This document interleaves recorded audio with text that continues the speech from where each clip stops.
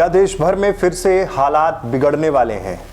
क्या कोविड-19 एक बार फिर से विश्व भर में कहर बरपाने वाला है? दरअसल जिस तरह की खबरें चीन से आ रही हैं, उससे यही आशंका जताई जा रही है और यह दावा किया जा रहा है कि अगले कुछ दिनों में, अगले कुछ महीनों में 80 करोड़ कोरोना संक्रमित चीन में होंगे। हालात किस तरह से बिगड़ रहे हैं वहां पर और वहां पर जो परिस्थितियां हैं, उसके बाद देश भर में फिर से एक बार सरकार की नई गाइडलाइन की उम्मीद बन रही है। कारण साफ है। याद करिए, दिसंबर 2019 में जब धीरे धीरे कर आंकड़े आने शुरू हुए थे और जब देश में यह खबर आई, भारत में यह खबर आई, तब तमाम वो कोशिशें शुरू हो गई थीं और समय दर समय चीजें बढ़ी और उसके बाद 2019, 2020 सब कुछ आपके सामने है। 2021 का आपने मंजर देखा है और स्थितियां बिगड़ रही हैं। चाइना से ये शुरुआत हो चुकी है। हालात ये हैं कि सामूहिक अंतिम संस्कार की स्थिति चाइना में बन गई है। 80 करोड़ कोरोना संक्रमित होंगे, ये दावा किया जा रहा है।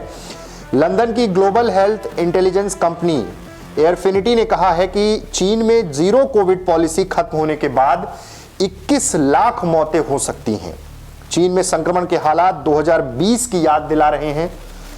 अस्पतालों के सभी बेड भरे हुए हैं। मेडिकल स्टोर्स में दवाएं खत्म हो रही हैं। मरीज इलाज के लिए डॉक्टर के सामने गिड़गिड़ाते देखे जा रहे हैं। यह चाइना की हालत है। बीजिंग के सबसे बड़े शमशान घाट में 24 घंटे अंतिम संस्कार हो रहे हैं। सामूहिक अंतिम संस्कार शुरू कर दिए गए हैं। ये परिस्थितियां 2020 के जैसी ही हैं। 2021 में जो हालात निर्मित हुए थे, वैसी ही परिस्थितियां हैं।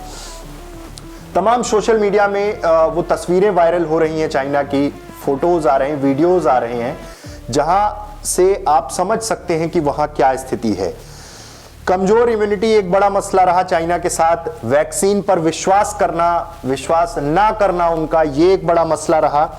अस्पतालों में जगह जगह शव देखे जा सकते हैं चाइना में। ये परिस्थितियां हैं और चाइना हमारा पड़ोसी देश और अब देश में भी सरकारें चिंतित हो गई हैं जिस तरह की परिस्थितियां हैं। चीन में कोरोना के हालात देख अब देश में अलर्ट का माहौल बनने लगा है। सरकार ने सलाह दी है, बूस्टर डोज लगवाएं, हर स्थिति के लिए तैयार रहें। ये सीधे तौर पर केंद्रीय मंत्री डॉक्टर मनसुख मंडाविया ने स्वास्थ्य अधिकारियों की बैठक में इन चीजों का जिक्र हुआ है। मीटिंग के बाद नीति आयोग के डॉक्टर वी.के. पाल ने लोगों से भीड़ भाड़ में मास्क लगाने की सिफारिश की है। और वैक्सीनेशन का जो मसला था देश भर में, जो तमाम चर्चाएं थी, बूस्टर डोज, तमाम चीजें हुई हैं, लोगों ने बढ़ चढ़कर हिस्सा भी लिया है। लेकिन अभी फिर से एक बार सबको उतनी ही जिम्मेदारी के साथ, क्योंकि देश में क्या स्थितियां हुई, WHO ने भारत को लेकर क्या आंकड़े दिए, सब कुछ आपके सामने है।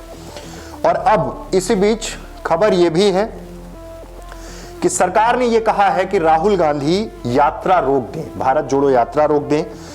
कोरोना से देश को बचाना है। वहीं कांग्रेस ने इस पर बयान दिया है और कहा है कि क्या मोदी मास्क पहनकर गुजरात गए थे।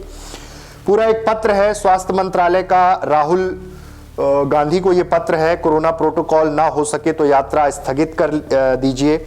इसे कांग्रेस का यह आरोप है कि ये यात्रा से बौखलाई सरकार इस तरह की बात कर रही है। क्या प्रोटोकॉल्स आए हैं अभी, क्या कोई नियम सरकार द्वारा गाइडलाइन कोई जारी की गई है, फिर इस बीच में इस तरह का पत्र लिखने की क्या जरूरत है। तमाम चीजें हैं, सब कुछ आपके सामने है। सब कुछ आपके सामने इसलिए है क्योंकि आपने Covid first wave, second wave, Omicron, तमाम वेरिएंट, सब कुछ देखा है आपने। और चाइना के हालात जिस तरह से बिगड़ रहे हैं, उससे हमारे और आपके सामने अब एक बहुत बड़ी चुनौती है।